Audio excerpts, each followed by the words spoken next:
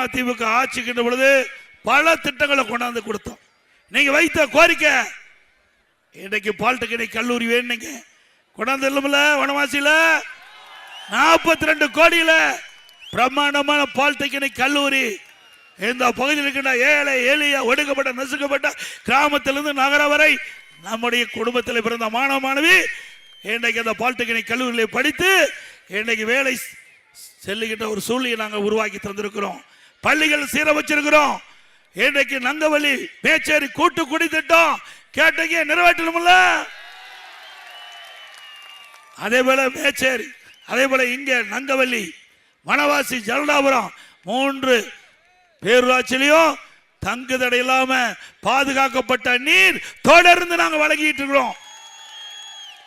இந்த புதிய திட்டத்தின் மூலமாக இணைக்கப்பட்டு இன்றைக்கு சாலை வசதி 2011க்கு முந்தி எப்படி இருந்தது ரோடு, இப்ப எப்படி ரோடு இருக்குது உங்களுக்கு நல்லா தெரியுமில்ல. சிறப்பான சாலைகள் இங்க மட்டுமல்ல, கிராமத்தில் கூட அற்புதமான தார் சாலைகளை அமைத்து கொடுத்த அரசாங்கம் அதிமுக அரசாங்கம். பேருந்து வசதி கேட்டீங்க, இங்க இருக்கின்ற நெசவாளர் பெருமக்கள் உற்பத்தி செய்யப்பட்ட அந்த துணியை பெங்களூர் கூட விற்க வேணும்.